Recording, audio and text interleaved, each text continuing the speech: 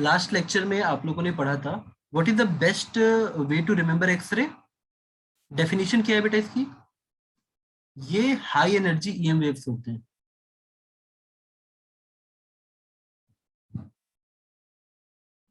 Purpose medical में ज्यादा use होता है, तो आपको ये लिस्ट दी जाएगी, आप उसमें पढ़ लेना। हाई एनर्जी ईएम वेव्स होते हैं या फोटॉन्स होते हैं, बस और कुछ नहीं। ये इसकी डेफिनेशन हो गई।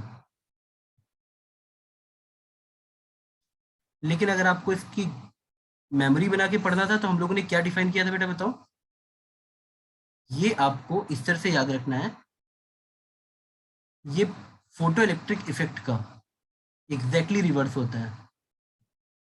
ये फोटो इलेक्ट्रिक इफेक्ट है और ये एक्सरे प्रोडक्शन है। एग्जैक्टली उल्टा रिवर्स प्रोसेस किया था हम लोगों ने। फोटो इलेक्ट्रिक इफेक्ट में किसी मेटल सरफेस पे हमने लाइट को मारा था, यहां से पॉपअप किया था इलेक्ट्रॉन, और हमने बोला था कि जो एनर्जी है थोड़ी सी वर्क फंक्शन में खत्म हो गई और थोड़ी सी इलेक्ट्रॉन को केमैक्स बन के मिल गई। फोटो इलेक्ट्रिक इसका जस्ट रिवर्स था, सॉरी एक्सरे इसका जस्ट रिवर्स है। यहाँ पे एक इलेक्ट्रॉन को अच्छी खासी काइनेटिक एनर्जी देके हमने मेटल सरफेस पे मारा था। अब ये इलेक्ट्रॉन की एनर्जी थोड़ी कम होती है, के फाइनल थोड़ा कम हो जाता है, और उतनी ही अमाउंट की लाइट एनर्जी निकल जाती है जितनी एनर्जी लॉस हुई, यानी के इनिशियल माइनस के फाइनल। यानी एक एक्सेलरेटेड हाईली काइनेटिक एनर्जी वाला इलेक्ट्रॉन टारगेट से टकराता है, जस्ट उसका उल्टा बेटा। वहां लाइट टकराई थी तो इलेक्ट्रॉन काइनेटिक एनर्जी लेके निकला था, यहाँ इलेक्ट्रॉन काइनेटिक एनर्जी लूज करता है तो फोटोन निकल जाता है।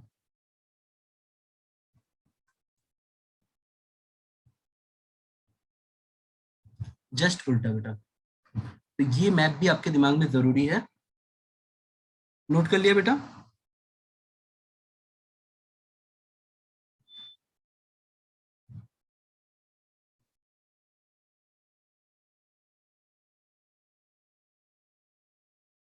बेटा ये सारे आपके नोटेड है ऑलरेडी, कल आपने नोट कर लिया था?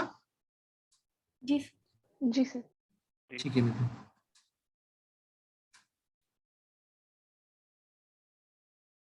देखो हम लोग कई बार एक्सरे के, एक सेकंड में यहाँ पे लिख ही देता हूँ, यहीं पे छोटा सा लिख लो बेटा। देखो ये एनर्जी ईएम वेव ही है, तो इसमें सब कुछ लाइट वाला फॉलो होगा। यानी अगर ये हाई एनर्जी में रहेगा तो आपको पता है कि एनर्जी हाई मतलब frequency high. High energy means frequency high, और C equal to lambda into F होता है। तो हाई फ्रीक्वेंसी मतलब लेमडा लो, तो बड़ी कम वेवलेंथ का होता है ये, 0.1 एंगस्ट्रॉम से। बेटा एंगस्ट्रॉम तो याद है ना आपको?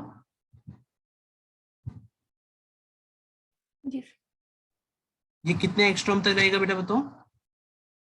लास्ट क्लास में बेटा आपको लिखवाया था सर 100 सर, एंगस्ट्रॉम। 100 तक। तो 0.1 वाला कमजोर होगा या 100 वाला, ये बताओ?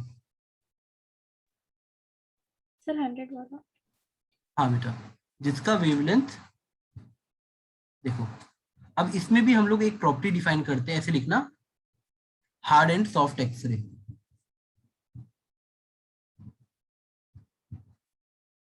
और आपके हिसाब से क्लासिफिकेशन क्या होना चाहिए हार्ड एंड सॉफ्ट एक्सरे का, बताओ? तो सॉफ्ट मतलब जिसकी वेवलेंथ ज्यादा होगी और हार्ड मतलब जिसकी कम। हाँ वेरी गुड बेटा। तो अगर किसी को एग्जाम में क्वेश्चन आता है तो सारे बच्चे कर लेते हैं ये वाला। बेटा हार्ड का सिंपली मतलब है जिसकी वेवलेंथ छोटी हो बेटा, ठीक है?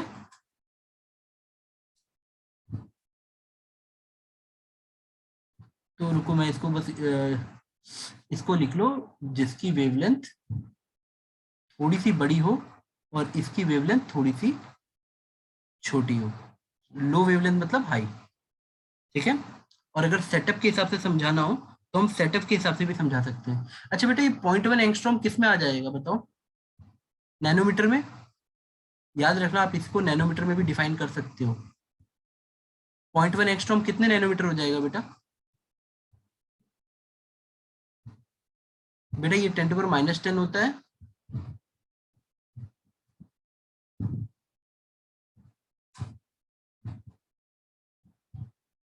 आप इसको नैनोमीटर में डिफाइन कर लोगे ना बेटा, ये वेवलेंथ है एंगस्ट्रॉम बेटा।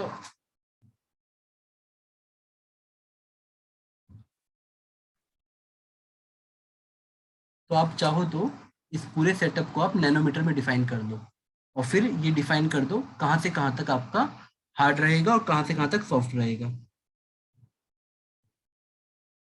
ठीक है बेटा। Yes sir. अब एक तरीका और भी है,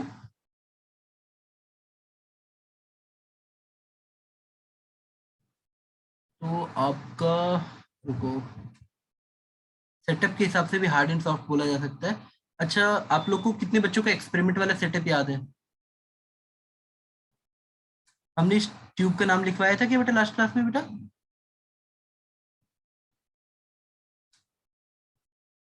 सेटअप अगर आपको याद हो तो,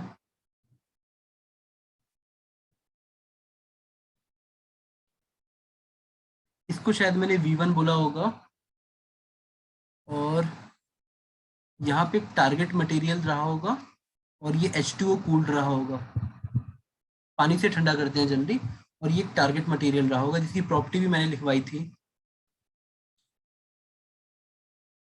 बस एक यहाँ बैटरी लगा लेना जो मैंने जल्दी जल्दी लगाई नहीं, V2। और जैसे ही मतलब ये इलेक्ट्रॉन्स की पूरी सेना यहाँ से देखो, ये V1 की वजह से गर्म होता है, जितना V1 बढ़ाओगे यहाँ पे ये कॉइल गर्म होगी, और यहाँ से थर्मोनिक इमिशन हो रहा था इलेक्ट्रॉन्स का। सर V2 का पोलैरिटी उल्टा हो। हाँ सॉरी सॉरी, मैं सीधा कर देता हूँ बेटा। ठीक है, हाँ। अब इस पॉजिटिव के लालच में इलेक्ट्रॉन्स की सेना, जिसको हम लोग इलेक्ट्रॉन इन मोशन को हम लोग कैथोड रे कहते हैं, तो ये कैथोड रे यहाँ जाती है। तो तुम चाहो तो इस V2 के वोल्टेज के दम पे, कि V2 कितना हाई है कितना लो है, इसके दम पे भी सॉफ्ट एक्सरे और हार्ड एक्सरे डिफाइन कर सकते हो। क्या किसी बच्चे को लॉजिक समझ आया? बेटा देखो, V2 जितना ज्यादा होगा, E into V2 kinetic energy लेकर, उतनी ज्यादा काइनेटिक एनर्जी लेके ये इलेक्ट्रॉन को स्ट्राइक करेगा, ये इलेक्ट्रॉन यहाँ स्ट्राइक करेगा, और उतना ही ज्यादा एनर्जी वाले एक्सरे रिलीज होंगे, प्रोबेबिलिटी बढ़ती है। क्या आपको ये बात समझ आई? जी। तो हम लोग चाहें तो V2 के टर्म्स में भी हार्ड और सॉफ्ट एक्सरे डिफाइन कर सकते हैं, तो क्वेश्चन में देख लेना बेटा। मेरी बात समझ गए ना, कि अगर वो कोरिलेट करना चाहेगा तो सॉफ्ट एक्सरे और हार्ड एक्सरे को इस V2 की पोटेंशियल से भी कोरिलेट कर सकता है।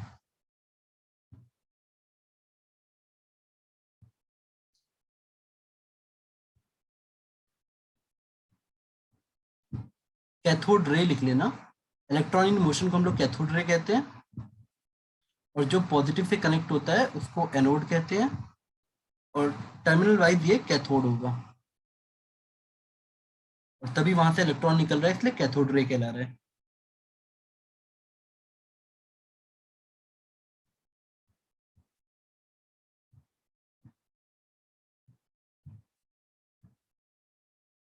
चलो बेटा हम लोग आगे बढ़ते हैं।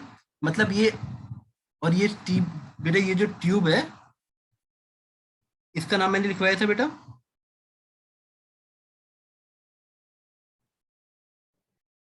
ये सिंपली वैक्यूम वाली ट्यूब होती है और कुछ नहीं।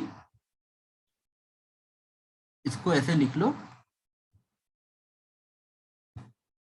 मतलब देखो, पहले हमने क्या पढ़ना था, अलग अलग प्रॉपर्टीज बेसिक्स एक्सरे की, कि पेनिट्रेशन हाई होगा कि नहीं। तो तुमसे क्वेश्चन एग्जाम में आएगा, हार्ड एक्सरे है तो पेनिट्रेशन कहाँ तक जाएगा, तो हार्ड जाएगा। मतलब अगर आप हाई वोल्टेज यूज कर रहे हो, तो जो एक्सरे बॉडी से पार होगा ह्यूमन बीइंग की, उसकी पेनिट्रेशन पावर ज्यादा अच्छी होगी। सारे एक्सरे डिस्टेंस जाने के साथ साथ घटेंगे इंटेंसिटी वाइज। ये अगर डिस्टेंस है और ये इंटेंसिटी है, तो हमेशा एक्सरे का इंटेंसिटी की वैल्यू ऐसे होगी, I0 e⁻⁻μ इंटू एक्स, और म्यू मटेरियल पे डिपेंड करेगा जिसके थ्रू ये पास हो रही है, और एक्स डिस्टेंस है, और I for intensity of x ray अगर वो किसी मटेरियल से पास हो रही है। तो बेटा ये मैंने लिखवाया था, ये सब कॉमन सेंस वाले क्वेश्चन है, तो बेसिक प्रॉपर्टी पे ये सब आते हैं।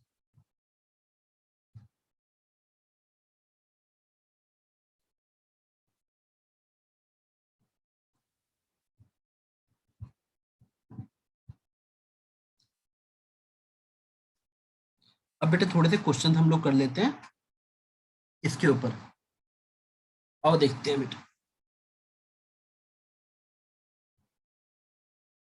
चलो नेक्स्ट पेज पे मैं इसी पे क्वेश्चन देता हूँ और आई होप आप लोग कर लोगे, क्योंकि लास्ट क्लास में आप लोगों ने बेसिक नोट्स तो बनाए थे बेटा।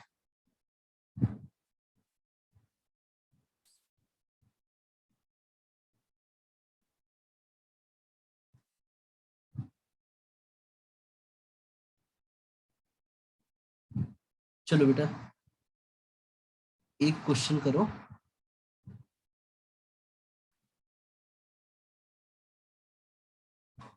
अगर मैं V2 नहीं लेते हैं, रुक जाओ, log V2 ले लेते हैं। V2 समझ रहे हो ना बेटा, कौन सा वोल्टेज है? यस। और जो एक्सरे निकल रही है जिसका वेवलेंथ मिनिमम है, log लैम्डा मिन, अगर मैं इसका ग्राफ बनाऊं तो कौन सा बनेगा बताओ बेटा?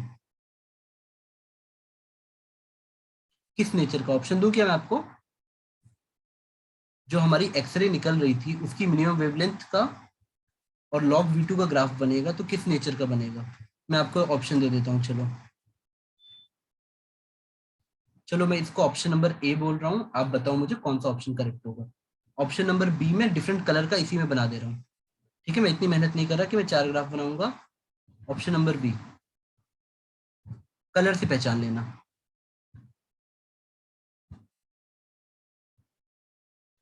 ऑप्शन नंबर सी में आपको कुछ ऐसा दिख रहा है, ऑप्शन नंबर सी। और ऑप्शन नंबर डी में हम कुछ ऐसा देख लेते हैं। अब बताओ इसमें से कौन सा सही, बोलो, इक्वेशन लिख दूं तो समझ आ जाएगा कौन सा ग्राफ सही होगा बेटा। Which graph will be true?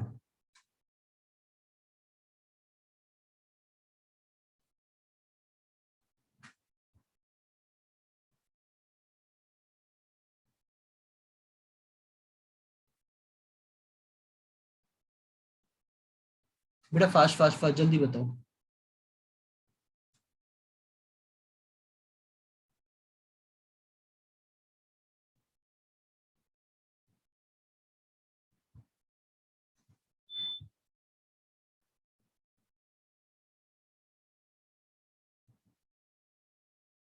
हाँ वेरी गुड बेटा, मुझे अभी तक सिर्फ एक आंसर आया है, आई एम एक्सपेक्टिंग कि 1-2 आंसर और हैं।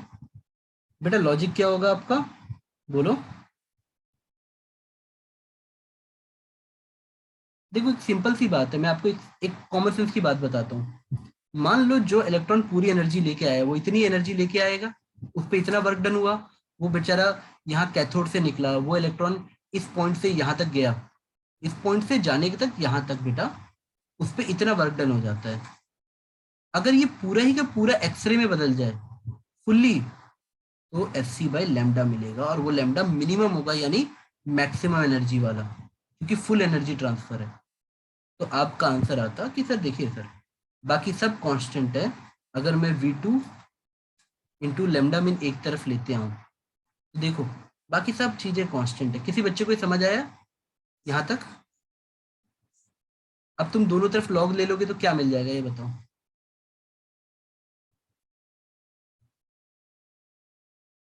अगर आप दोनों तरफ लॉग ले लेते तो log V2 plus log lambda min equal to some log constant. अब एक बच्चा बच्चों की तरह भी ये सोच सकता है, सर ये हमारा कौन सा एक्सिस था, log लैम्डा मिन हमारा था, आप इसको y एक्सिस मान लो, तो आपको क्वेश्चन इसको y बोल दो, इसको x बोल दो, उसको उसको कांस्टेंट यानी c रहने दो, तो y equal to minus X plus C. बेटा ये ग्राफ कैसे बनता है, कौन सा ग्राफ ऐसे बन रहा है बताओ? इतना तो सबको पता होना चाहिए कि y equal to minus X plus C type का ग्राफ कौन सा बनता है। बेटा क्या आप सबको इंटरसेप्ट की डेफिनेशन आती है ना? तो इंटरसेप्ट पॉजिटिव है, कहाँ पे ये हो रहा है, डी वाले में देखो, डी वाले में इंटरसेप्ट इसको कहते हैं पॉजिटिव है और स्लोप नेगेटिव है, तो आपका आंसर क्या हो जाएगा, डी। क्या बात आपको समझ आ गई? D is the correct answer.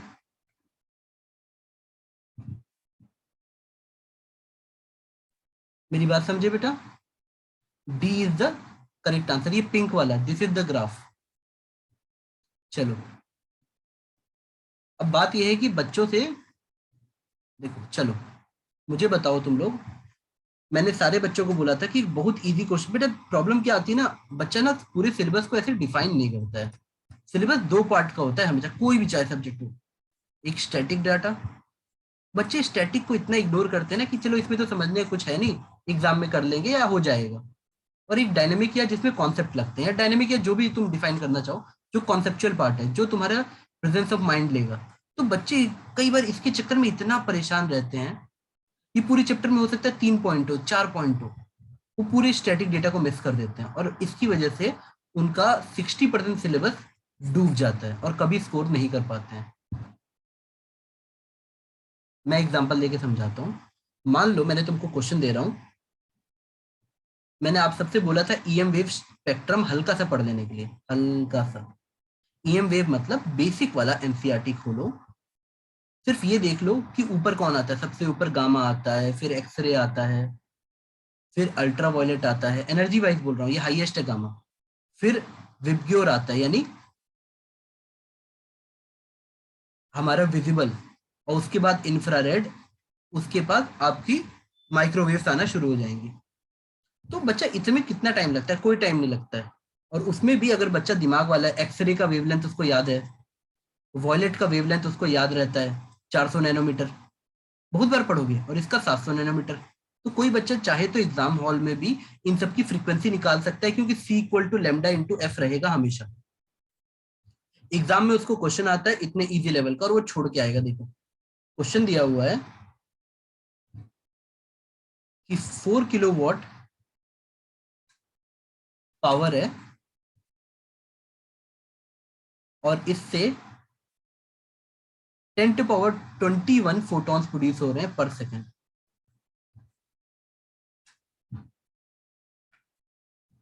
तो जो रेडिएशन पैदा हो रही है इस पावर से, जो ये फोटोन पर सेकेंड निकल रहे हैं, they belong to which category? A X-ray, B gamma ray, और बच्चे ये सब क्वेश्चन गलत करके आते हैं, सी अल्ट्रावायलेट, डी विजिबल।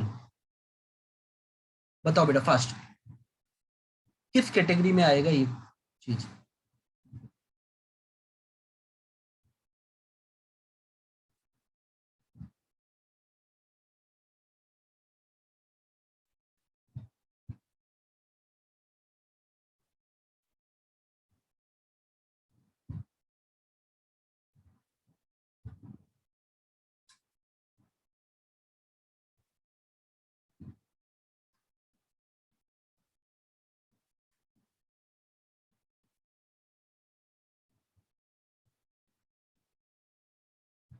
आराम से करो बेटा, हम लोग क्वेश्चंस करेंगे, आज की क्लास का मकसद क्वेश्चन करना है। बेटा देखो, कॉन्फिडेंस में जाने वाला बच्चा इसको तुरंत निकाल लेगा। किसी बच्चे को समझ आ रहा है?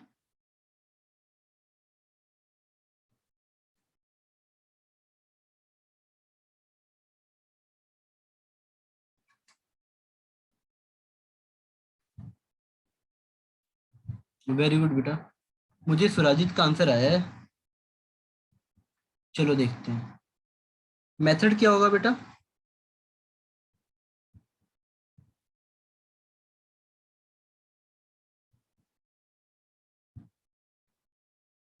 सुराजित बेटा आपने क्या किया है इसमें?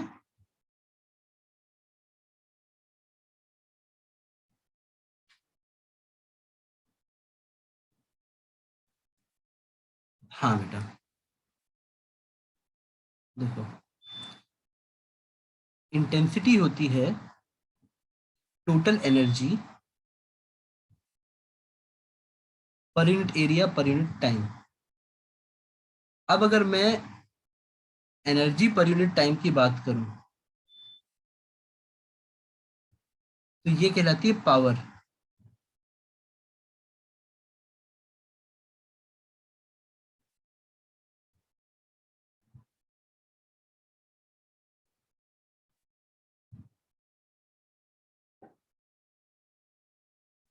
अब देखो बेटा, एक बच्चा चाहे तो अगर उसको पावर 4 किलोवाट दे रखी है तो आप यहां से वेवलेंथ की तरफ जा सकते हो बेटा।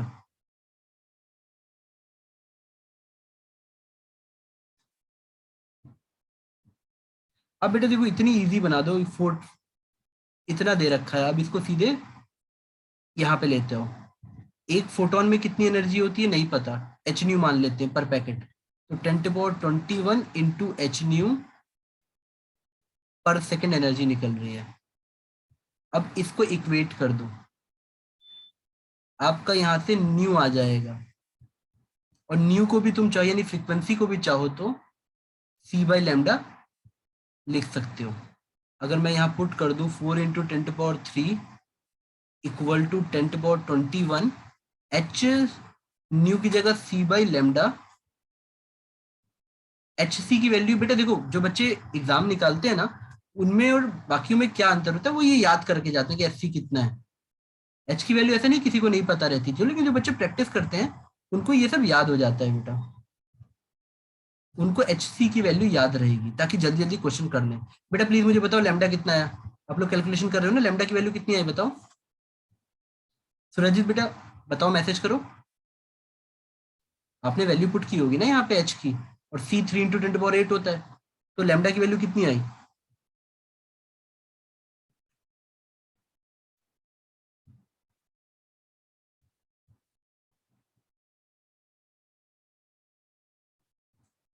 फिफ्टी बेटा एंगस्ट्रॉम आई है। अगर 50 एंगस्ट्रॉम आई है तो हमारा आंसर क्या हो जाएगा, एक्सरे। बेटा बाकी बच्चे भी एक बार चेक कर लो किस आंसर सही है क्या।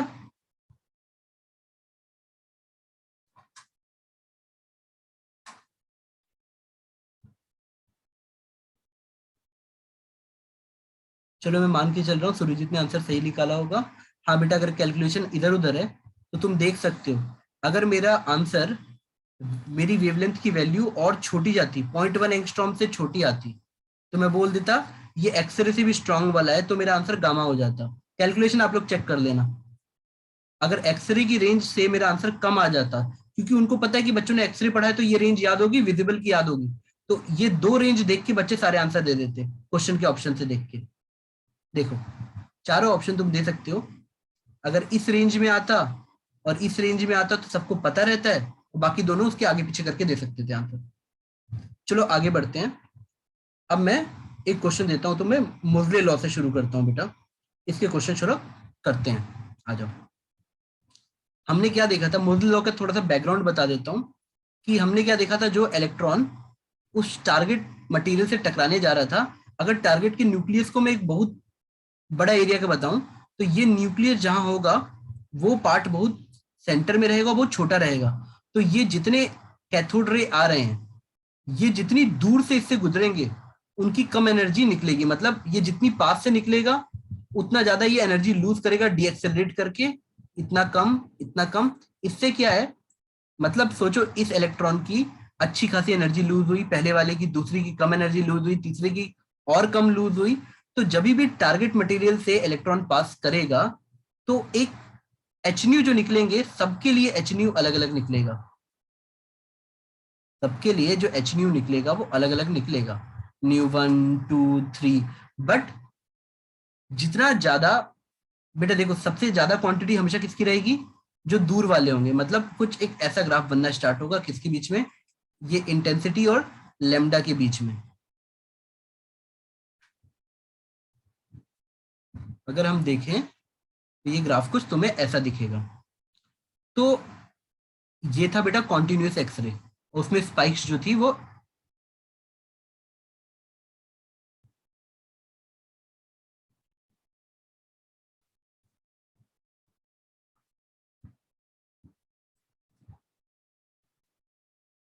अगर इलेक्ट्रॉन किसी और इलेक्ट्रॉन से टकरा जाता था,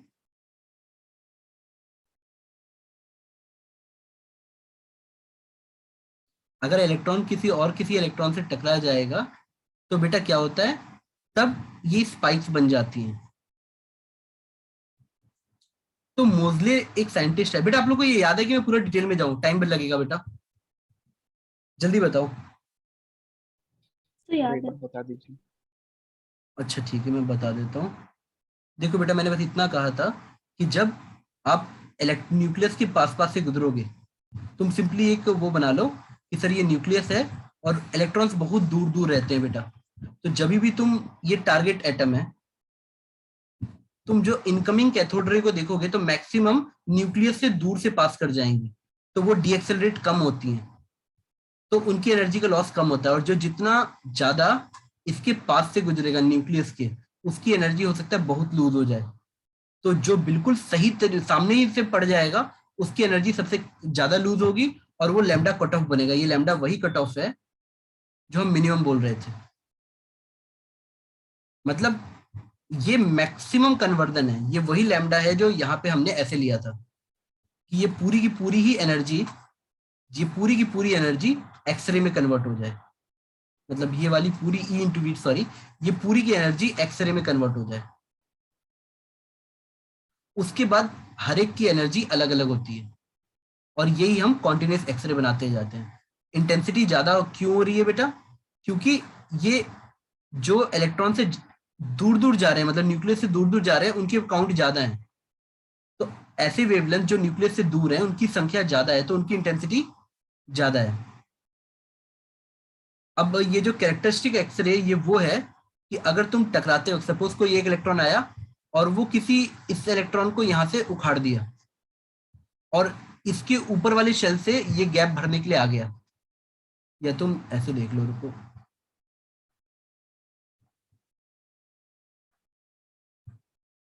मान लो आप एक इलेक्ट्रॉन जो कैथोड रे वाला मारे थे इलेक्ट्रॉन, उसने यहाँ वाले इलेक्ट्रॉन को बाहर निकाल दिया मार के। अब जैसे ये इलेक्ट्रॉन बाहर निकला, यहाँ जो वैकेंसी क्रिएट हुई वो ऊपर वाले ने भर दी या उसके ऊपर वाले ने भर दी। तो अब इन सबको हम लोग, देखो के ये पहला वाला होता है तो के बोलते हैं, तो जस्ट ऊपर से आएगा तो इसको के अल्फा ट्रांजिशन बोलेंगे, और उसके ऊपर वाले से आएगा तो के बीटा ट्रांजिशन बोलेंगे। के अल्फा जस्ट बगल से आ रहा है तो इसकी फ्रीक्वेंसी, इसके नंबर ऑफ काउंट ज्यादा होते हैं, तो के अल्फा का इंटेंसिटी हाई रहेगा। तो बेटा इन दोनों में से के अल्फा कौन सा होगा, बताओ जरा। पीछे वाला। ये वाला ना। Yes sir. और ये कौन सा होगा बेटा, के। ये बेटा देखो, मैं बड़ी सोच समझ के आप लोगों को चैट करने देता हूँ, आप लोग एक दूसरे के चैट करते हो और हम लोग को भी चले आते हैं।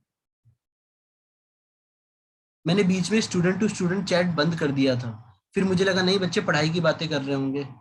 बट बेटा देखो, मेरे को नाम नहीं लेना, लेकिन आप लोग आपस में कई बार हम लोग को भी चैट लिख देते हो। बेटा प्लीज अवॉइड किया करो, चैटिंग अवॉइड करो, सिर्फ क्वेश्चंस पे डिस्कशन अलाउड है, वो भी आपस में, इसीलिए चैट ओपन है, वरना चैट क्लोज कर देते बेटा। चलो, अब होता क्या है कि कैरेक्टरिस्टिक एक्सरे से, इसको हम कैरेक्टरिस्टिक एक्सरे कहते हैं, जो इलेक्ट्रॉन से टकरा के वैकेंसी क्रिएट करके ऊपर से फिल कराते हैं, इसलिए इसको कई बार ट्रांजिशन एक्सरे, या मतलब आप इसको अलग अलग नामों से जानोगे बेटा।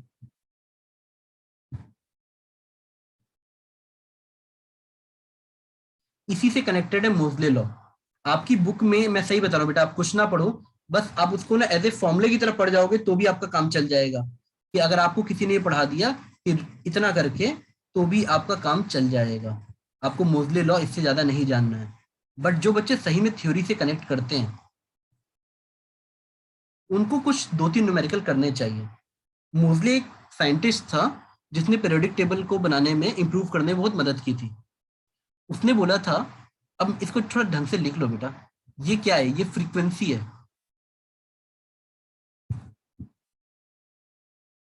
Frequency of characteristic x ray.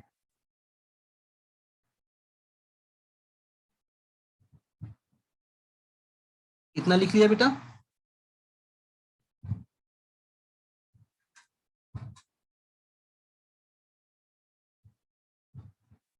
ठीक है, यस सर। इसके थोड़े से नाम वाम भी लिख लो, कभी कभी नाम भी बोल देता है। होता क्या है कि टीचर सब पढ़ाता है, जैसे लास्ट क्लास में मैंने कोशिश की थी कि बी को मैं स्क्रीनिंग फैक्टर के हिसाब से बता सकूं, तो कई बार बुक्स में इसको स्क्रीनिंग कांस्टेंट या शील्डिंग कांस्टेंट लिख देगा, तो तुमको ये सब टर्म पता होने चाहिए। स्क्रीनिंग कांस्टेंट नहीं, बताए बेटा, कई बार बच्चे मैथमेटिकली बहुत अच्छा पढ़ते हैं, उनको सब कुछ पता है, एग्जाम में पूछा स्क्रीनिंग कांस्टेंट निकालो, बच्चे ने सोचा मैंने पढ़ा ही नहीं।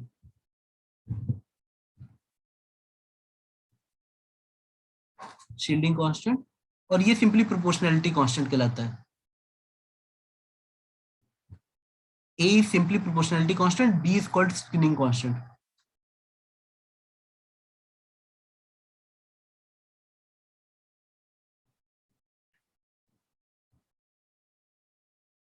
यहां तक नोट कर लिया बेटा? जी मैं थोड़ी वैल्यूज लिखवा रहा हूं, उसे लिखो, बट हम डिराइव भी कर सकते हैं। फॉर के सीरीज, बेटा के सीरीज वाला समझ रहे हो ना? के सीरीज मतलब ये वाला, जब जस्ट ऊपर से आएगा सेकंड से, जब n इक्वल टू 2 से 1 पे आए या n इक्वल टू 3 से 1 पे आए, तो हम उसको के सीरीज बोलेंगे। जब हम के सीरीज की बात करेंगे तो हम लोग, बेटा देखो कई बार होता है ना कि बच्चा मेहनत से निकालता है और कईयों को याद भी होता है, तो आप किसी भी कैटेगरी में रह सकते हो। बेटे सब डेटा नोट करते जाओ। एंड बी 1 होगा।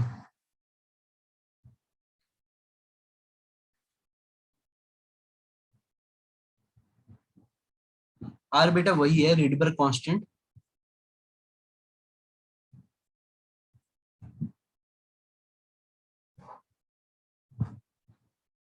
सी लाइट की स्पीड है।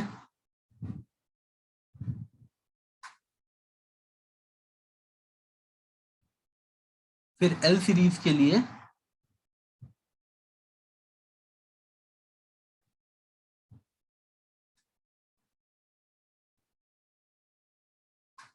ये 36 लिखा है।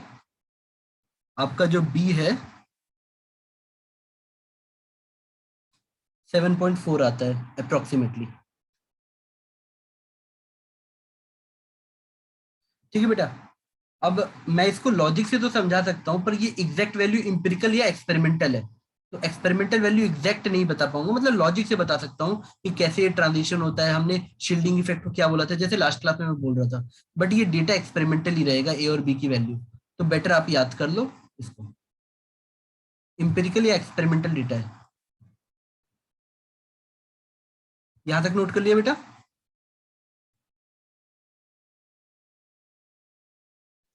यस। अब चलो एक आईआईटी वाला क्वेश्चन करते हैं, ठीक है? अपने आप तुम्हारा दिमाग चलेगा कि करना क्या है इस पे।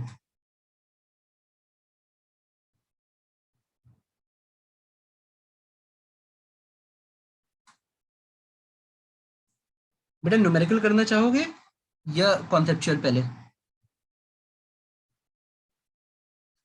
न्यूमेरिकल करते हैं बेटा। 178.5 पिकोमीटर। पिकोमीटर बताऊं कि नहीं बताओ, जल्दी बताओ। ठीक है चलो, ये है हमारी एक्सरे की वेवलेंथ।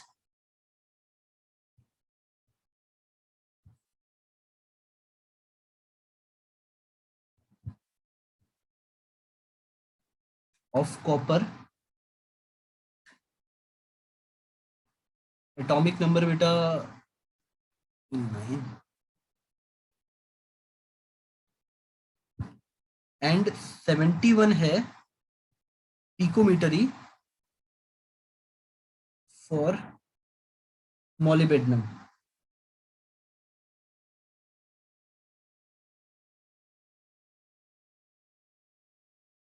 मोलिबेडनम, और इसका एटॉमिक नंबर है 42। Atomic number 42। अब आपसे बोला है, अब बताओ ए एंड बी की वैल्यू क्या है इन मॉजले एक्सपेरिमेंट। अब कर लोगे? कौन सा फॉर्मूला याद होना चाहिए बताओ?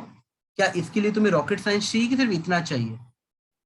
दो अननोन, दो इक्वेशन। आंसर बताओ बेटा जल्दी से, कैलकुलेशन बेस्ड क्वेश्चन आता है और ये आईआईटी प्रीवियस ईयर क्वेश्चन है, जल्दी बताओ। फास्ट बेटा fast. What is the exact value of A and B?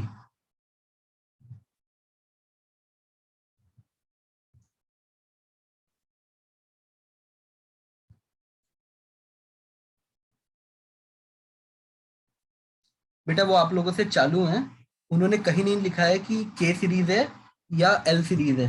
एक बच्चा चैट पे भेज रहा है कि सर हम लोग तो पहले से वैल्यू पता है। अब बेटा वो कौन सा वैल्यू मतलब कौन सी सीरीज है, हमें ये थोड़ी ना बोला है। आपके ऑप्शन में दोनों होंगे, मैं बोलूँ तो ऑप्शन भी लिख दूं। आप गैस नहीं कर सकते बेटा, आप इससे डिराइव कर सकते हो बस। इस इक्वेशन को यूज करो और आंसर बताओ जल्दी बेटा, कैलकुलेशन करनी पड़ेगी बेटा। बच्चे हर साल मुझसे बोलते हैं कि सर मेरी टॉप रैंक आएगी कि नहीं, मतलब मेडिकल में नीट निकलेगा कि नहीं या आईआईटी निकलेगा कि नहीं। तो मैं बस उनसे सिर्फ बोलता हूँ तुम्हें कैलकुलेशन करने में आलस है तो नहीं निकलेगा। पेन चल रही है हाई स्पीड में, कैलकुलेशन कर रहे हो, निकल जाएगा। अगर तुमको लगता है सिर्फ फैक्ट याद कर लूं, कॉन्सेप्ट पढ़ लूं, तसल्ली से पढ़ लूं, नहीं बेटा, फिर आप एग्जाम वाले बच्चे नहीं हो।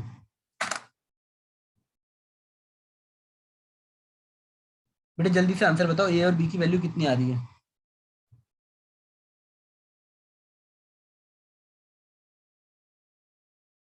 पूरे बेटा मुझसे करवाओगे क्या तुम लोग ये क्वेश्चन। देखो जो फ्रीक्वेंसी है वो ए जेड माइनस बी के बराबर है। अब पहली वाली कंडीशन पुट कर दो, बस फ्रीक्वेंसी को सी बाई लैम्डा लिख दो, सी बाई लैम्डा। बेटा कैलकुलेशन तो वो आप लोगों से करा के ही मानेंगे। ये आ गया आपका फ्रीक्वेंसी सी बाई लैम्डा, और इसको बराबर कर दो तुम ए। फर्स्ट केस में ए जेड की जगह है 29, यानी 29 माइनस बी। आप देखो ये पूरा सॉल्व हो जाएगा, थोड़ी मेहनत लगेगी पर सॉल्व हो जाएगा। अगली वाली कंडीशन आती वही ये सी बाई लैम्डा की जगह ये लिखते 71 picometer equal to A 42 minus B. जब दोनों को डिवाइड कर दोगे तो आप देखोगे आपका बी आ जाएगा। Divide this two equations and you will get B. अब जैसे ही डिवाइड करोगे रूट सी ये सब कट जाएगा, 10⁻12 सब कट जाएगा। आपके डिवीजन अगर मैं 1/2 करूं, 1 और 2 को 1 से 2 को डिवाइड करूं तो आपको मिलेगा it will become 71 upon 178.5 equal to 1 से 2 को किया तो 29 minus B upon 42 minus B. इसको सॉल्व कर लो, you will get your B. और जैसे ही बी आ जाएगा आपका ए भी आ जाएगा। बेटा हो जाएगा, छोड़ दो ये क्वेश्चन।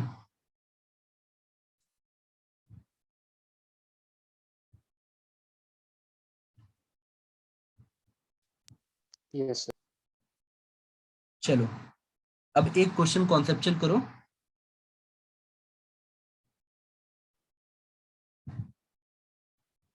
मोजले लॉ के अंदर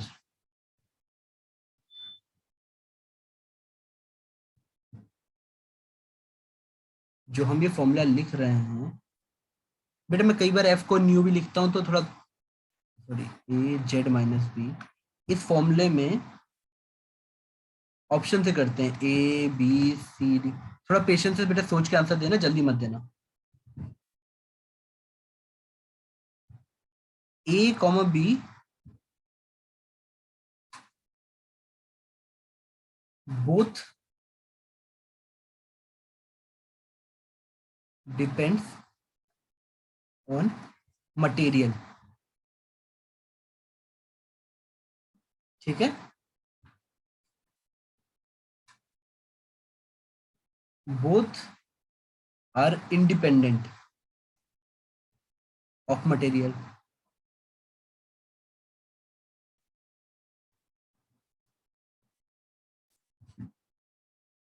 A is a function of material मतलब डिपेंड्स, B is not, या B is a function of material and A is not। सोच के बेटा आंसर दो, which is the correct answer.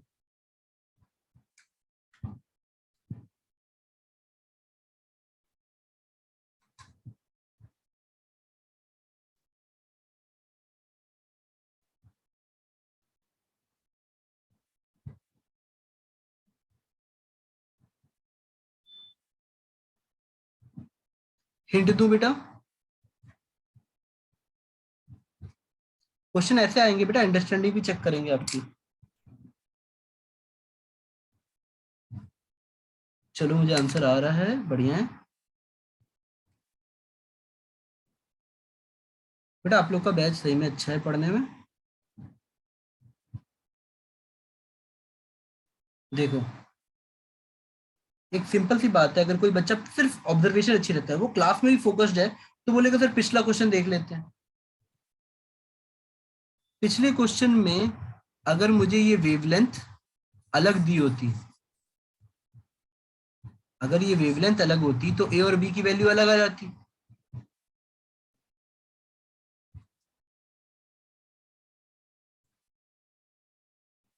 मतलब ये आंसर करेक्ट है।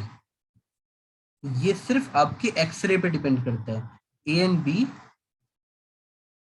आप ऐसे नोट्स में बेटा ऐसे लिखा करो, इज फंक्शन ऑफ एक्सरे जो आ रही है, बस इतना नोट्स में ऐसे लिखा करो।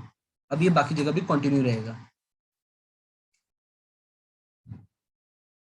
नोट कर लिया बेटा? Yes sir. चलो बेटा नेक्स्ट क्वेश्चन करके दिखाओ।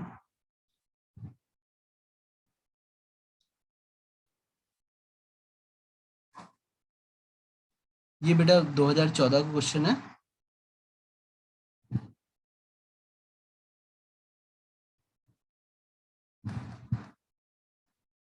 ये के अल्फा एक्सरे लिखा है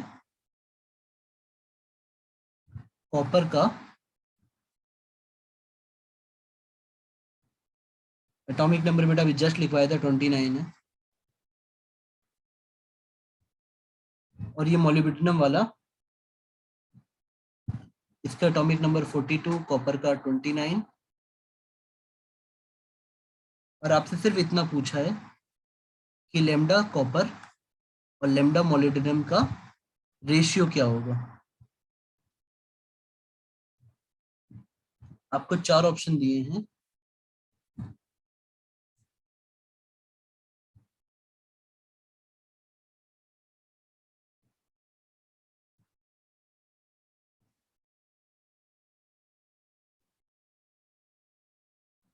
बेटा बताओ जल्दी से।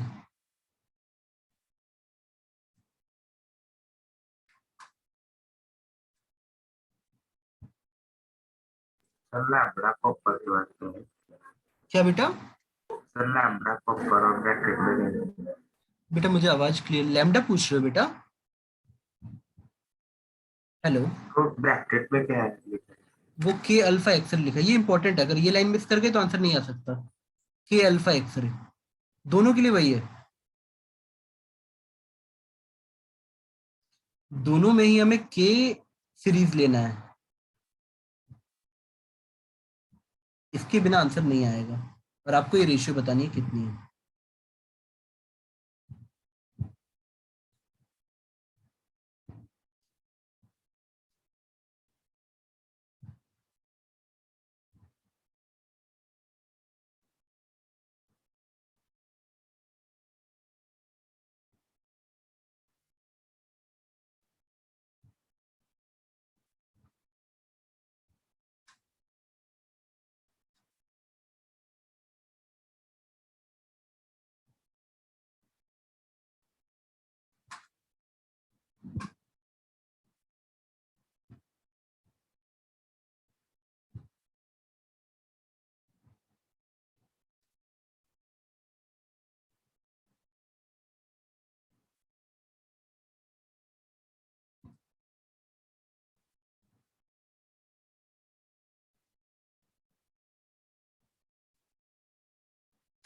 बेटा आंसर आया?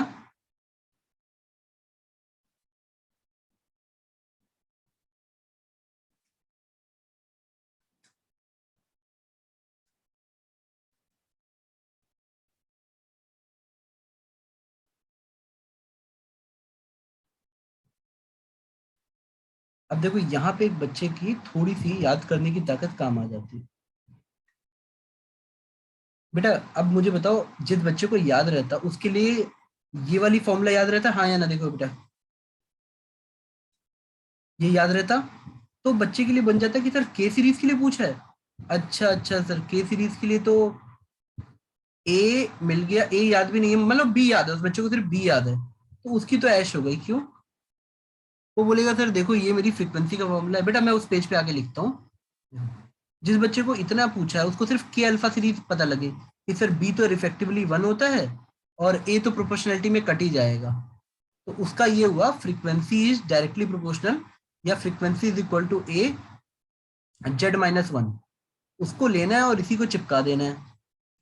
वो F1 फ्रीक्वेंसी का फॉर्मूला हो गया तुम्हारा C/λ1 इक्वल टू AZ-1, ये आंसर आ गया। अब बच्चे को सिर्फ ये करना है कि दोनों को डिवाइड कर देना है, यानी टेक्निकली तुम्हारा फॉर्मूला बन जाएगा। पहले तुम कॉपर के लिए लगा दो, तो C/λ copper equal to A, Z की जगह कॉपर का कितना आता है 29 - 1, और उसके बाद मॉलिब्डेनम के लिए लगा दो C/λ molybdenum equal to A into 42 - 1। अब डिवाइड करो, खट खट खट आंसर आ जाएगा बेटा। हाँ, आशुतोष का सही है, दिव्य लोचन का भी सही है बेटा, गुड बेटा।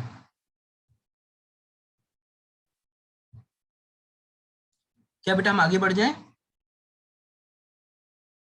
This will be your answer. अगर इसी क्वेश्चन में मैं अल्फा सीरीज चेंज कर देता, बेटा देखो एग्जाम में वो चाहते हैं आप क्वेश्चन करो पर कॉन्सेप्चुअल वाले, वो जानबूझ के तुमसे एल सीरीज नहीं पूछते, क्योंकि एल सीरीज में तुम्हें यहाँ पे ये जो बी है, बेटा देखो फॉर्मूला याद करो, एल सीरीज में जो बी है इतने में तुम सारे क्वेश्चन सॉल्व कर लोगे मोजले लॉ के जो दिया हुआ है पेज। तुमको बी अगर 7.4 पुट करना होता तो आंसर चेंज हो जाता पूरा, ए फिर भी कट जाता वहां पे। क्या बेटा हम आगे बढ़े?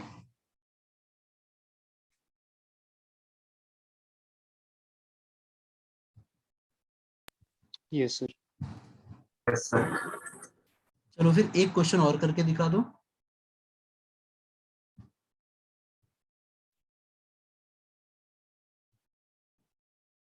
आपको दे रखा है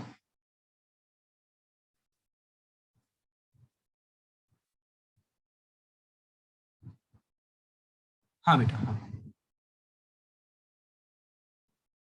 देखो आपको क्वेश्चन में दे रखा है कैरेक्टरिस्टिक एक्सरे की फ्रीक्वेंसी दे रखी है,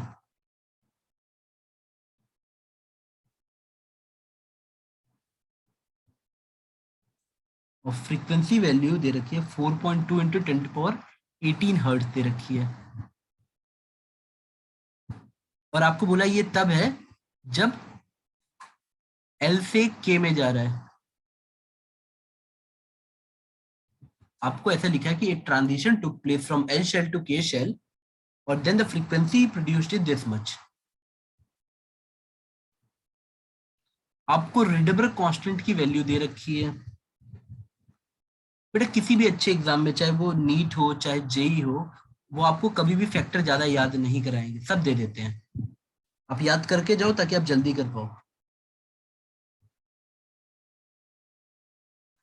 और आपसे पूछा है कि अच्छा तुम्हें ये फ्रीक्वेंसी दे रखी है, अब तुम मुझे बताओ कि एटॉमिक नंबर क्या होगा, व्हाट इज एटॉमिक नंबर। अब तुम बताओ फॉर्मूला कौन सा यूज करोगे, कैसे होगा क्वेश्चन, कोई बच्चा बता सकता है? जितने टाइप मोज़ले लॉ पे बनते हैं हमने सब कर दिए लगभग। देखो एक टीचर पे ट्रस्ट करो, ये फॉर्मूला ये पेज याद कर लो और जो आए निपटा देना। बेटा के सीरीज कब बनती है बताओ, जब ऊपर से के में आओगे ना तो कौन सा फॉर्मूला यूज करोगे, ए की वैल्यू पुट करोगे, बी की वैल्यू पुट करोगे, हो गया। फ्रीक्वेंसी दे रखी है, जेड निकालना है, ए और बी तुम्हें पता होना चाहिए, कर लोगे। बेटा एल से के में आना के सीरीज बनेगा ना,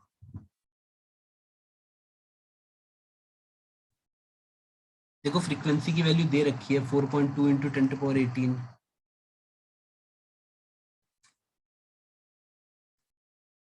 ए जेड माइनस बी, बी की वैल्यू 1 रहेगी और ए की वैल्यू के लिए तुम यहां आ जाओ, जो और भी तेज बच्चे होंगे वो ए बी और अप्रोक्सीमेटली निकाल के याद कर लेंगे, कौन पुट करे फिर एग्जाम में डायरेक्टली 10 सेकंड में टिक करके आएंगे ना। तो कैसे तुम्हें लगता है कि बच्चों की ऑल इंडिया रैंक 1 आती है? वो एग्जाम को प्रिडिक्ट करते हैं, वो बैठ के फैक्ट्स याद करते हैं कि एग्जाम में 5 सेकंड बचा लेंगे।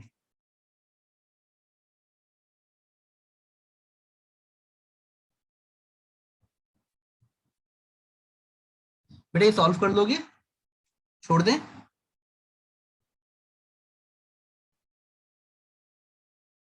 Yes, sir. चलो एक और नेक्स्ट क्वेश्चन पूछे।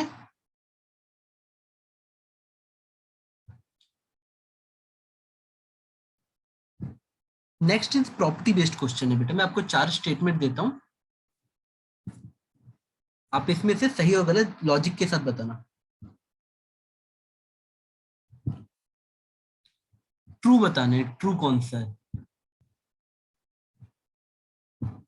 मोर देन 1 भी करेक्ट हो सकता है बेटा।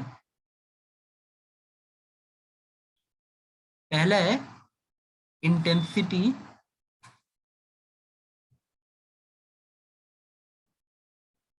Of X-ray depends on power given to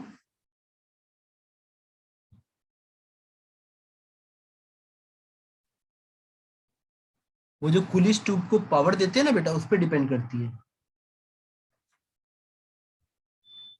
x ray tube या Kulish tube. Lambda cut off जो आता है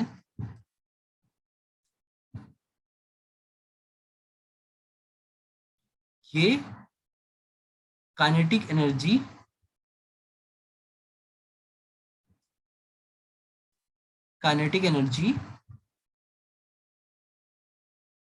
ऑफ इलेक्ट्रॉन्स पे डिपेंड करता है।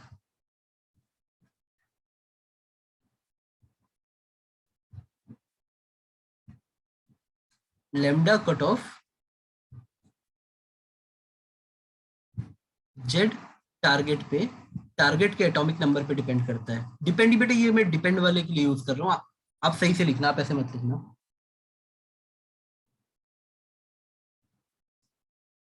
Wavelength decreases as Z increases. बेटा बताओ कौन सा ऑप्शन सही है या मल्टीपल सही है?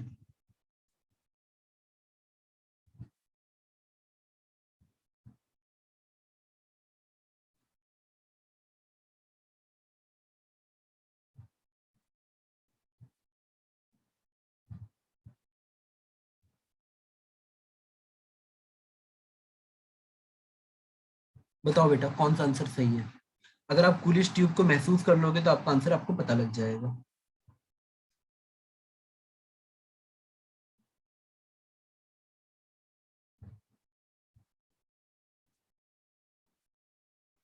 वेरी गुड बेटा, ठीक है बेटा। प्रियांशु बेटा वेरी गुड। एक बार और सोचो, थोड़ा सा एक पार्ट गड़बड़ है बेटा।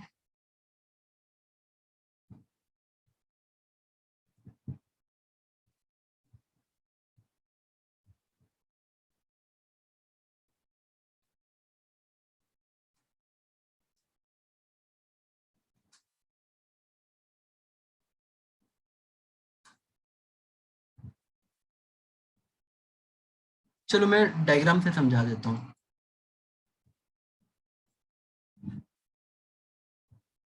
हाँ बेटा, आर्यमित्र आपका आंसर सही है बेटा। जानकी आपका भी सही है पार्शियली। आपका मतलब 2 आंसर करेक्ट हैं। मैं बेटा आंसर टिक करता हूँ,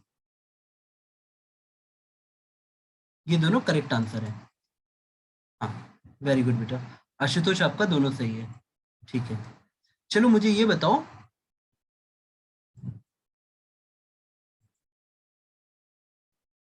अगर आप यहाँ पे इस फॉर्मूले में फ्रीक्वेंसी की जगह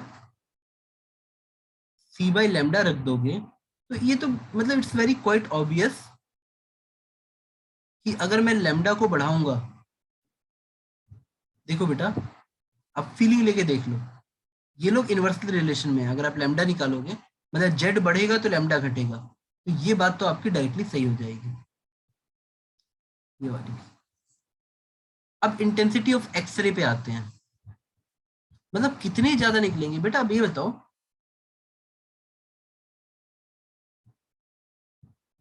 मैं ट्यूब पे आ जाता हूँ, हमारी ट्यूब ये थी। अब तुमको पता है कि अगर मैं ज्यादा पावर दूंगा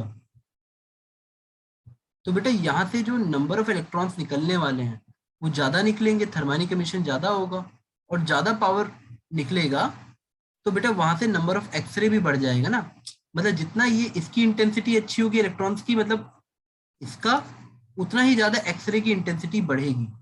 तो ये लाइन सही है कि जितना तुम पावर दोगे उसको, पुलिस ट्यूब को, उतने ही ज्यादा एक्सरे प्रोड्यूस होगा।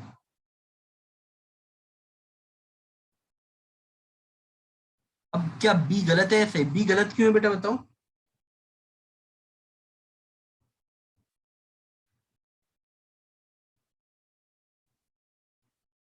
बेटा बी गलत है?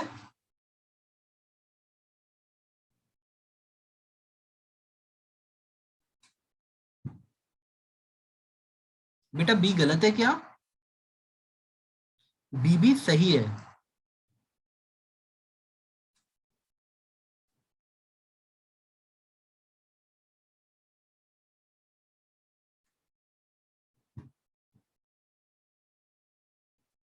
बेटा मेरी बात समझे? बेटा आप लोगों ने ये पढ़ा था ना कि आज ही क्लास में आपने देखा था। चलो मैं वापस आता हूँ, हम लोग यहाँ पे थे, हम लोगों ने ये देखा था, कहाँ गया, अगर ये के मैक्स बढ़ेगा तो बेटा ये इस पे डायरेक्टली डिपेंड तो कर रहा है। देखो बेटा हमने सिर्फ डिपेंड ही बोला था ना, बढ़ेगा घटेगा तो नहीं बोला था ना।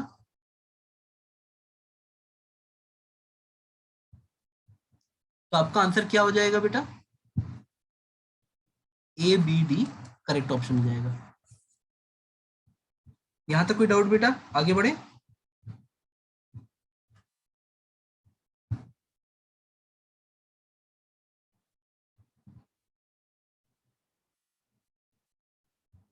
बेटा आप लोगों को डाउट है क्या इसमें? तो मैं एक्सप्लेन कर दूंगा, नहीं तो हम नेक्स्ट पे चलते हैं।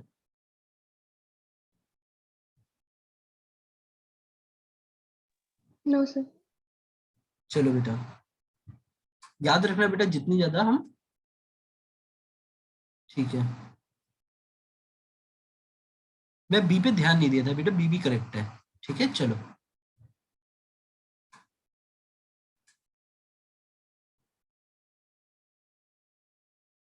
अब तुमको एक चीज समझाता हूँ बेटा। होता क्या है कि हमने ये पाया कि सारे मटेरियल भी एनर्जी की तरह या वेव की तरह बिहेव करते हैं, मैटर वेव की तरह, अगर उनकी स्पीड हाई हो तो। देखो अभी तक हमने लास्ट क्लास और ये क्लास मिला के क्या किया, बेसिक प्रॉपर्टीज मैंने डिस्क्रीट वे में बनाई है, आखिरी में मैं नोट दे दूंगा, डोंट वरी। मतलब मैंने बोला सब कुछ है, बट एक बार लिखवा दूंगा कि एक्सरे की पेनिट्रेशन पावर ज्यादा होती है एंड ये ऑल दैट करके। ये एक्सपेरिमेंट हमने अच्छे से किया था कि आप लॉजिकल क्वेश्चन कर पाओ। तीसरा वाला कॉन्टिन्यूस एंड करेक्टेड एक्सरे, इसके ग्राफ इंपॉर्टेंट है, हमने लास्ट क्लास में अच्छे से किए थे। फिर अभी मोजले लॉ बेसिक डेरिवेशन, वही सिंपली कि हम शील्डिंग इफेक्ट मान के डिराइव कर दें एक्सपेरिमेंटल वैल्यू के साथ, वो हमारा ए और बी उस टाइप का आ जाता है। अब आते हैं डिफ्रैक्शन।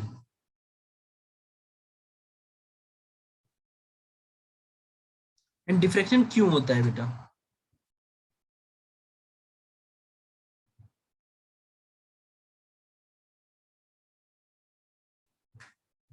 मैं तुमको ऐसे समझाता हूं कि जिस भी चीज को तुम एनर्जी मान लोगे, देखो पहले डिफ्रैक्शन का मतलब बता देता हूं।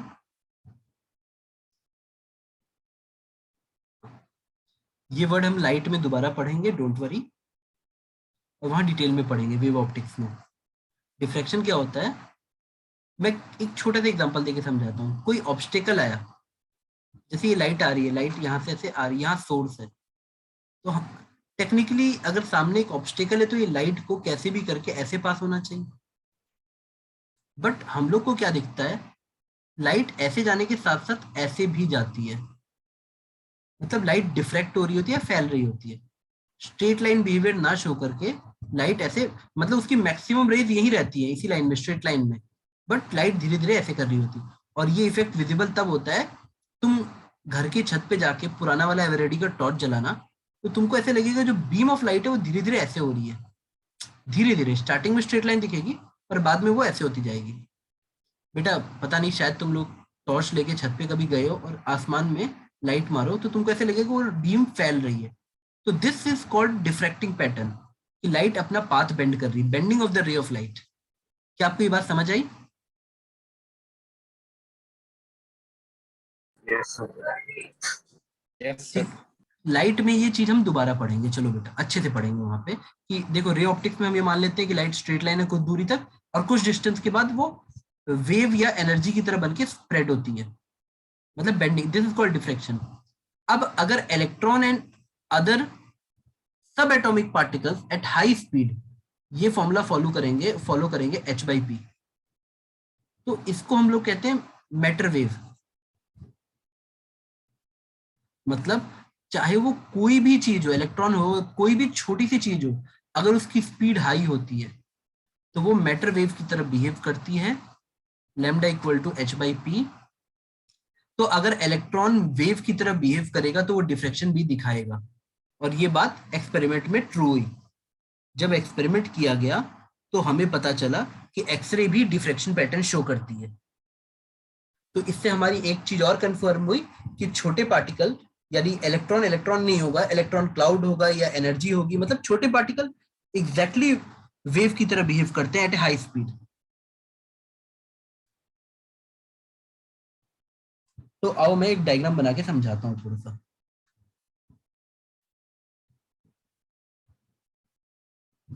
आप ये डायग्राम बनाना और मुझे थोड़ा सा टाइम देना समझाने के लिए बेटा, और थोड़ा सा ट्रस्ट कर लेना क्योंकि ये टॉपिक दूसरा टॉपिक खोल देगा। तो मैं इसके बाद आप यहाँ पे हेडिंग डाल देना ब्रेक्स लॉ।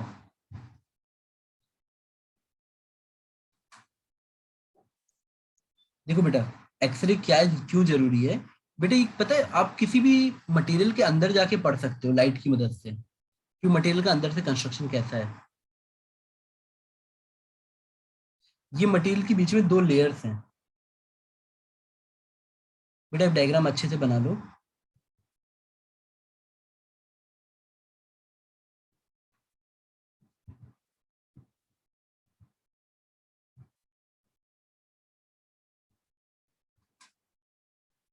ये मान लो लाइट्स आ रही हैं, एक्सरे आ रही है,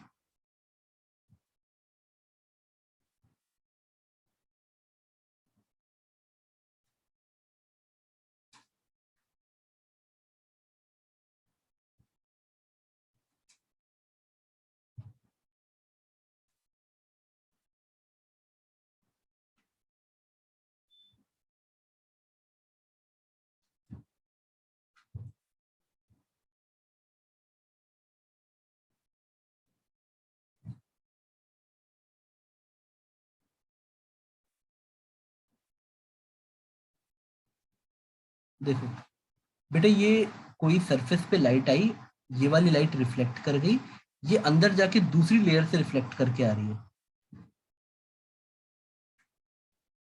अब प्रॉब्लम सारी यहाँ पे आती है कि बच्चे को ये एक अलग टॉपिक है, तो मैं अभी इस टॉपिक में नहीं घुसूंगा बेटा। मैं चाहूँ तो इस टॉपिक को पूरा, देखो डिफ्रैक्शन एक बहुत बड़ा टॉपिक है और उसको मैं वेव में पढ़ाऊंगा, यहाँ मैं बस उसका एप्लीकेशन समझा देता हूँ। होता क्या है, ये जो रिफ्लेक्टेड लाइट आ रही है ना बेटा, देखो मैं ऐसे समझाता हूँ, ये जो डिफ्रैक्शन पैटर्न बनता है ना, हम इसलिए बोलते हैं कि लाइट एक्चुअली में वेव होती है, और मतलब जो लाइट आ रही है या एनर्जी आ रही है वेव होती है, तो ये अलग अलग यहाँ से वेव फ्रंट निकलते हैं। हम इन वेव फ्रंट के रिजल्टेंट को देखते हैं, मतलब जैसे हमें लगता है कि लाइट सिर्फ सीधे जाएगी, नहीं वो मटेरियल नहीं, वो एनर्जी है, वो यहाँ पे ऐसे जा रही है, यहाँ पे ऐसे जा रही है। तो ये जो वेव फ्रंट्स बन रहे हैं हम उनके रिजल्टेंट्स को ही देखते हैं। मेरे कहने का मतलब है हमें इन दोनों का, ये जो यहाँ पे है, इन दोनों का रिजल्टेंट दिखता है, ये एक पैटर्न दिखाता है। ये दोनों जो लाइट टकरा के वापस आ रही है अंदर से, एक सरफेस के अंदर चली गई, दूसरी लेयर से टकरा के वापस आई, एक जस्ट सरफेस के ऊपर से टकरा के आई, तो ये दोनों मिलकर डिफ्रैक्शन दिखाएंगे, रिफ्लेक्टेड का डिफ्रैक्शन। लाइट जब मिलती है तो उसको हम इंटरफेरेंस कहते हैं, और ये दो टाइप से हो सकते हैं बेटा। आवाज आ रही है आप लोग को?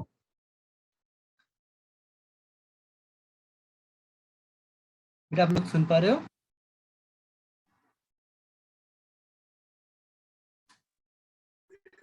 Yes, sir. Yes, sir. Sorry बेटा, थोड़ी देर के लिए शायद इंटरनेट चला गया था। मोबाइल ज्यादा रिलायबल है।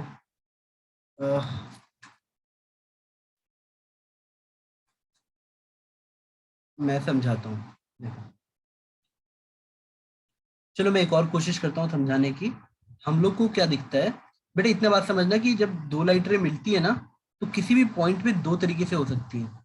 एक जो बचपन से आप लोग बोलते हो ना कि मिलके वो लोग बढ़ सकते हैं, अगर इस टाइप का नेचर आए तो हम इसे कंस्ट्रक्टिव बोलते हैं, या किसी भी लाइट रे के लिए हो सकता है कंस्ट्रक्टिव, एम्पलीट्यूड बढ़ गया और हमें ज्यादा मिलती है लाइट। या डिस्ट्रक्टिव भी हो सकता है। डिस्ट्रक्टिव में अगर हम एक ऐसा प्लस एक ऐसा मिला दें तो हमको जो एम्पलीट्यूड मिलेगा वो घट जाएगा, इसको डिस्ट्रक्टिव कहते हैं। तो ये डिपेंड करता है कि हम लाइट रेस को कैसे मिला रहे हैं, 1+2 कर रहे हैं कि 3+4 कर रहे हैं। हमको जो भी ये जो लाइट बेंड करने का पैटर्न होता है ना, ये भी इसलिए मिलता है क्योंकि, मैं ऐसे समझाता हूँ, हम मान के चलें कि सिंगल सोर्स ऑफ लाइट है।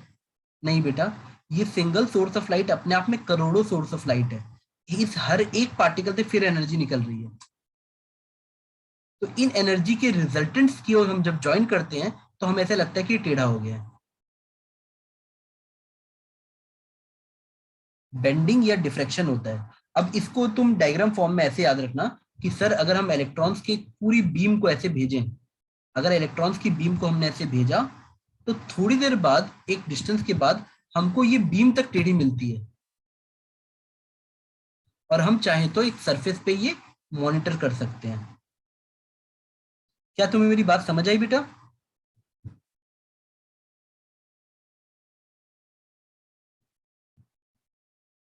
मैं ऐसे समझाता हूं कि अगर हमने इलेक्ट्रॉन्स की पूरी एक बीम भेजी और सामने से कोई मटेरियल रख दिया, तो मटेरियल्स के थ्रू गुजरने के बाद ये लाइट पूरा एक डिफ्रैक्शन बीम बना देती है, ऐसे करके फैल जाती है।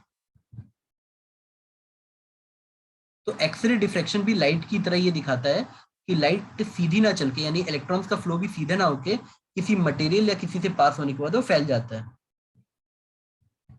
और इसका सबसे अच्छा, मतलब सिंपली सोचो कि अगर मैं एक मटेरियल के थ्रू एक्सरे को पास करूं, तो बेटा मैं अगर तुम लोग कुछ डायग्राम दिखा पाता तो मैं दिखाऊंगा नेक्स्ट टाइम, इसमें ये ऐसे फैल जाएगा पूरा।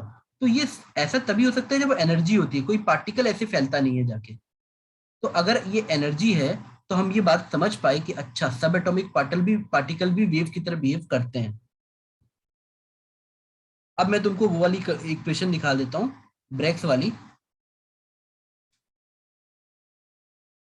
ब्रैग्स इक्वेशन कुछ भी नहीं थी, सिंपली इतनी थी कि अगर एक लाइट वेव वैसे चली जाए, एक लाइट अंदर जाए फिर बाहर आए, तो ये दोनों रिफ्लेक्टेड मिलके फिर से ये कंस्ट्रक्टिव या डिस्ट्रक्टिव यानी वेव बना सकती है। इस इक्वेशन को जब तुम सॉल्व करते हो तो हमें ये मिलता है n lambda equal to d sine theta, और थीटा ये वही एंगल है जो लाइट यहां बना रही है, या अगर तुम यहां से इसके ऊपर परपेंडिकुलर ड्रॉप करो ये थीटा आएगा। नोट किया बेटा? आप इसको नोट करो जरा, इतना एज इट इज में कुछ भी ये नहीं आएगा बेटा। आप बोलोगे ये फॉर्मूला कहाँ से आया? बेटा वेव ऑप्टिक्स आने दो, मैं ये फॉर्मूला आपको समझा दूंगा।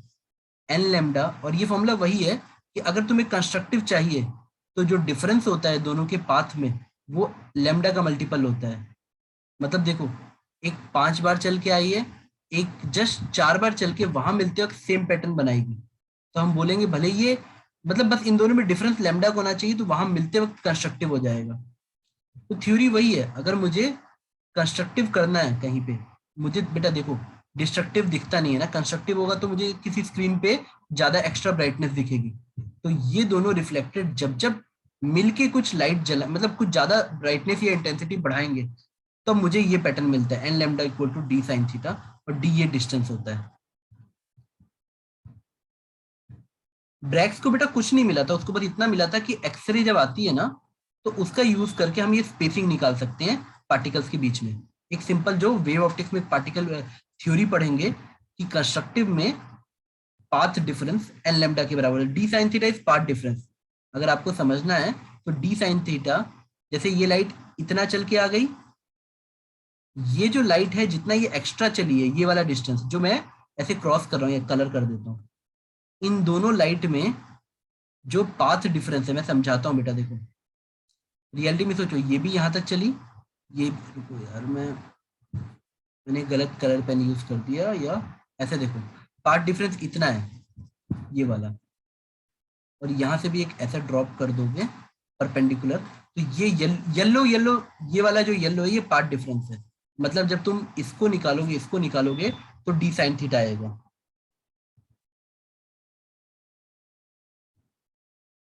अच्छा रुक जाओ बेटा, सॉरी, ये टोटल डिस्टेंस डी था, ये साइन थीटा, तो 2d साइन थीटा कर लेना, मेरी मिस्टेक है, मैंने 2 नहीं लगाया।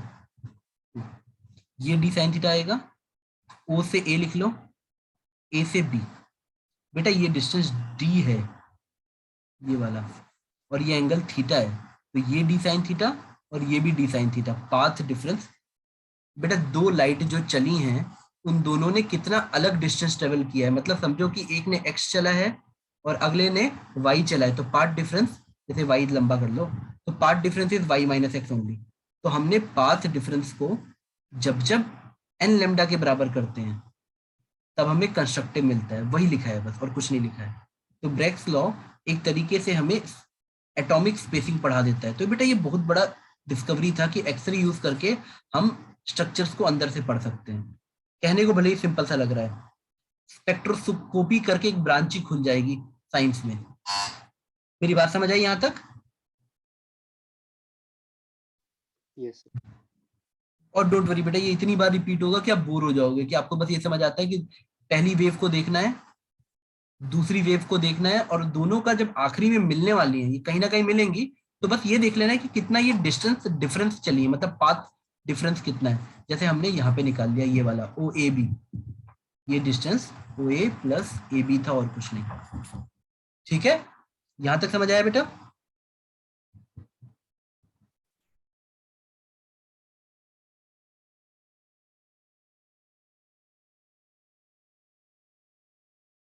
जी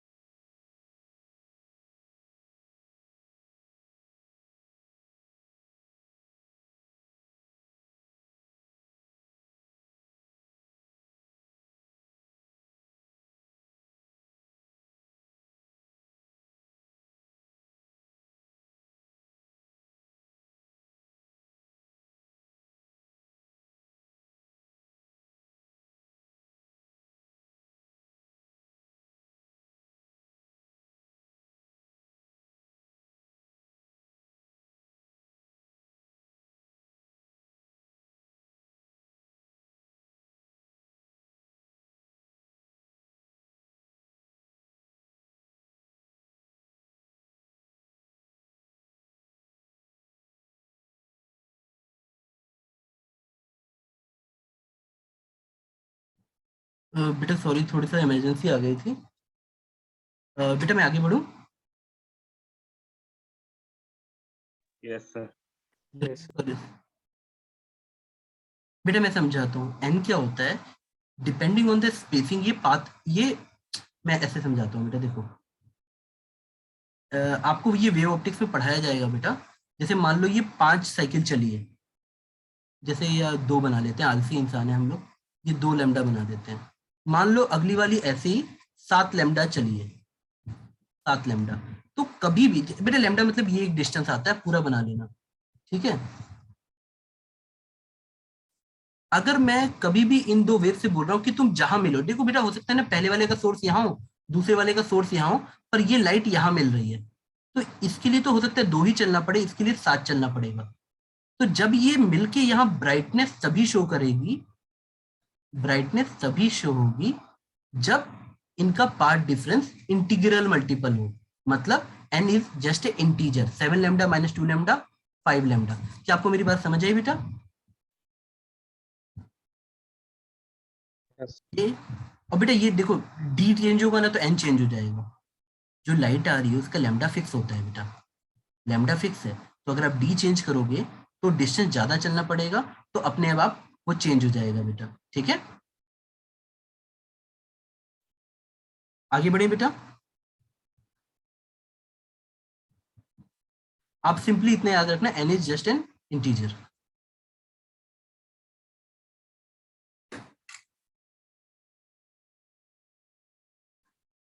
अब बेटा इसमें एक और सेटअप आता है बेटा, प्लीज इसको पूरा डिटेल में मत पढ़ना, ये सिंपल सा एक एक्सपेरिमेंटल सेटअप है और कुछ नहीं। मैं डायग्राम में बताता हूँ, रुको।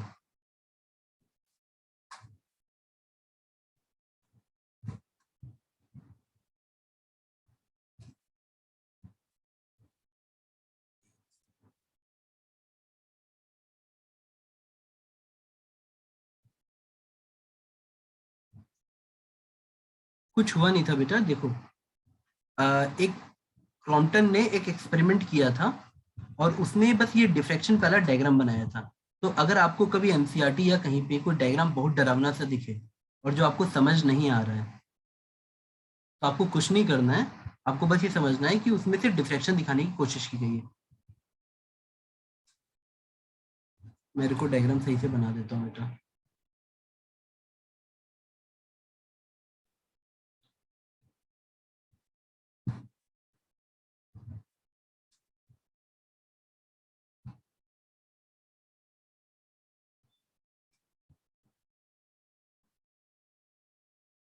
ये आपका डायग्राम शायद आपकी एनसीईआरटी में आपको मिल जाएगा, और इसका सिर्फ पर्पस क्या था, आपको ये बोलना कि एक्सरे एक डिफ्रैक्शन पैटर्न शो करती है, जो मैंने आपको बताया।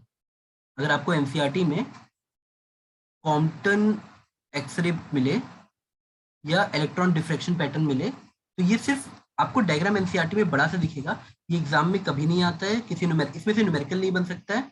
वो आपको कुछ नहीं करेंगे, बस इलेक्ट्रॉन की जब बीम आएगी ना किसी मटेरियल से पास होने के बाद, आपको वो पूरा डिफ्रैक्शन पैटर्न शो करेगी, टकरा के जो निकलेगा ना, X ray will show diffraction pattern. बस इतना सा एक्सपेरिमेंट, मतलब इतना सा सेटअप होता है कि जो एक्सरे निकल रही है वो डिफ्रैक्शन पैटर्न शो करती है और कुछ नहीं। तो अगर आप एनसीईआरटी खोल लोगे, मेरे को डायग्राम में कहीं ना कहीं इसका डायग्राम पूरा होगा, तो आप इस डायग्राम से डरना मत। अगर कहीं आए तो आपको इस डायग्राम को हल्का सा रे डायग्राम प्रैक्टिस कर लेना बोर्ड के हिसाब से, अगर सब्जेक्टिव पेपर हो रहा है तो। एग्जाम में एंट्रेंस में इसका कुछ नहीं आ सकता, आपको बस ये पूछा जाता है कॉम्पटन एक्सरे ने क्या किया, तो इलेक्ट्रॉन डिफ्रैक्शन पैटर्न को स्टैब्लिश किया, बस इतना, कि electron as a matter wave हम मान सकते हैं अगर ये हाई स्पीड पे चल रही है तो। ठीक है बेटा, क्योंकि रे ऑप्टिक्स में बहुत सारी चीजें हम प्रूव कर पाए थे, बस डिफ्रैक्शन पैटर्न के लिए हमें वेव को मानना पड़ा था। मेरी बात समझे बेटा?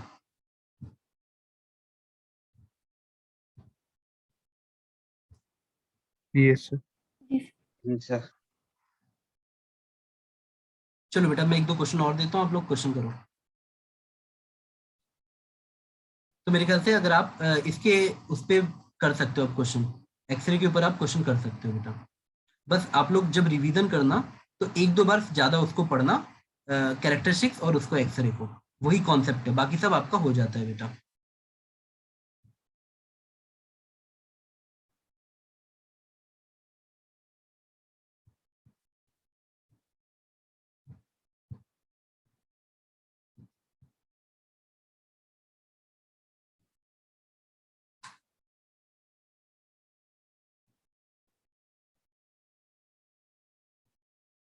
बेटा मैं क्वेश्चन देता हूँ।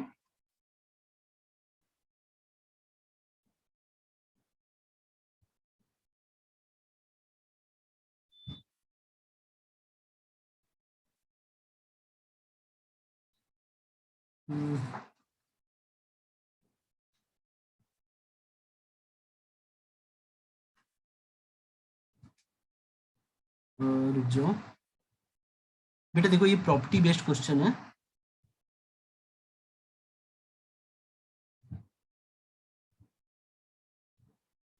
जैसे एक सिंपल क्वेश्चन है कि पेनिट्रेटिंग पावर किसकी ज्यादा होगी, अल्फा, बीटा, गामा, किस ऑर्डर में होगी? तो बेटा आंसर कितना है, क्या आएगा बताओ? मैं तुमको एक सिंपल सी बात बताऊं, किसी भी मटेरियल के अंदर कौन कितना जाता है वो इस पे डिपेंड करता है कि उसकी एनर्जी कितनी ज्यादा हो प्लस उसकी साइज कितनी छोटी हो। पेनिट्रेट करते हुए निकलता है ना बेटा उसको। तो बेटा अल्फा पार्टिकल हीलियम न्यूक्लियस होता है तो इसकी साइज ज्यादा होती है।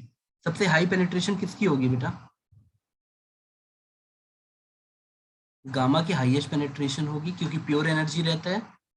बीटा, अच्छा ऐसा सोचा होगा, ये हीलियम न्यूक्लियस रहता है, साइज छोटी होनी बेटा। गामा प्योर एनर्जी है, सबसे छोटी size. Beta electron in motion होता है। अगर आपको ये धीरे धीरे समझना पड़ेगा बेटा। बीटा दो तरह से होता है, एक पॉजिटिव बीटा डीके यानी प्लस इलेक्ट्रॉन टाइप का, और एक नॉर्मल बीटा यानी नेगेटिव बीटा डीके। जब बोला जाए ना वो नॉर्मल है यानी इलेक्ट्रॉन इन मोशन है, इस टाइप का। तो सबसे ज्यादा gamma, then beta, then alpha. Alpha की साइज ज्यादा होती है बेटा, वो अंदर तक पेनिट्रेट नहीं कर पा रहा है। यहां तक समझ आया बेटा? Yes sir. Yes, sir. अब एक फाइनल न्यूमेरिकल 1 सेकंड में कर दो बेटा। अगर लैम्डा की वैल्यू 0.021 नैनोमीटर है, के अल्फा एक्सरे, आपसे पूछा है के और एल लेवल पे एनर्जी डिफरेंस कितना होगा of this atom. Come on बेटा सोच के बताओ। आपको ये जो के अल्फा एक्सरे का लैम्डा दे रखा है, तो आपसे पूछा है एनर्जी डिफरेंस बिटवीन के एन एन लेवल, मतलब ई बेटा के, सॉरी एल यहाँ, के यहाँ, तो ई एल माइनस ई के कितना होगा इस एटम के लिए, कितना होगा बताओ?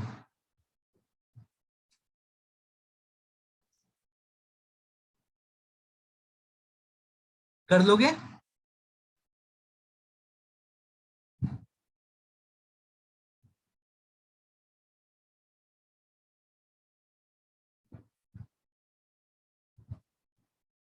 बेटा मेरी आप लोगों से रिक्वेस्ट है, एक्सरे, एटॉमिक स्ट्रक्चर आने वाले चैप्टर्स मिला के, मतलब पूरा मॉडर्न मिला के सबसे ज्यादा स्कोरिंग और सबसे इजी रहता है। तो इसके नोट्स बना लो और बहुत छोटे में बना लो, एक पन्ने में बना लो, सारी चीजें एक जगह लिख लो आके, जितनी भी चीजें मिल रही हैं। एग्जाम में शुरू इन्हीं सब क्वेश्चन से करना, एक मोमेंटम बन जाता है और मजा आता है एग्जाम में। आपको हमेशा अपनी स्ट्रेटजी बनानी पड़ेगी, अटेम्प्ट कैसे करते हैं पेपर। हमेशा कुछ ऐसा सेक्शन, फिजिक्स हो चाहे केमिस्ट्री हो चाहे मैथ हो, कुछ ऐसा सेक्शन लेके चलो जिसको तुम धड़ाधड़ कर सकते हो एग्जाम में। मैं इजी और हार्ड की बात नहीं कर रहा, बस मतलब कुछ ऐसा कंफर्ट जोन होनी चाहिए कुछ टॉपिक में जिसको तुम देखते ही कर लो, लगभग पूरा याद करके चले जाओ परफेक्शन से। तो वही मोमेंटम तुम्हें एग्जाम में काम आता है। बेटा क्वेश्चन हो जाएगा?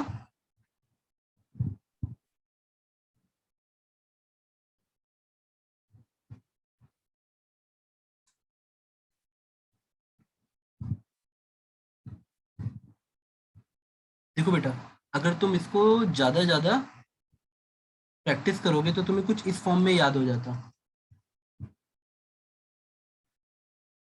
आप जो एस सी बाई लेमडा को पूरा निकाल लोगे, बट रुक जाओ, अगर मैं इसको इलेक्ट्रॉन वोल्ट में ही रहने देता हूँ तो बस आपका ये इस फॉर्म में आ जाएगा 12375 बाई लैम्डा। बट यहाँ पे लैम्डा बेटा ये वही फॉर्मूला है, सिंपली मैं यही लैम्डा यूज करूंगा यहाँ पे, ये एससी बाई लैम्डा ही लिखा है, बस एंगस्ट्रॉम में होगा। अगर ये इलेक्ट्रॉन वोल्ट में पुट कर रहा हूँ तो मेरा आंसर इलेक्ट्रॉन वोल्ट में आ जाएगा, निकल जाएगा बेटा। आपका डेल्टा ई आ जाएगा 12375 बाई लैम्डा, लैम्डा की वैल्यू हमें 0.021, बट हमें एंगस्ट्रॉम में पुट करनी है तो उसको हम चेंज कर देंगे, हो जाएगा बेटा। 0.021 है ना, तो पॉइंट एक 10 से 0.21 कर देना, ठीक है, हो जाएगा बेटा। ये नैनोमीटर में दिया है, एंगस्ट्रॉम में करने के लिए तो 0.21 हो जाएगा बेटा। इसको डिवाइड कर दोगे तो आंसर इलेक्ट्रॉन वोल्ट में आ जाएगा। बेटा मैं लेक्चर क्लोज करूं?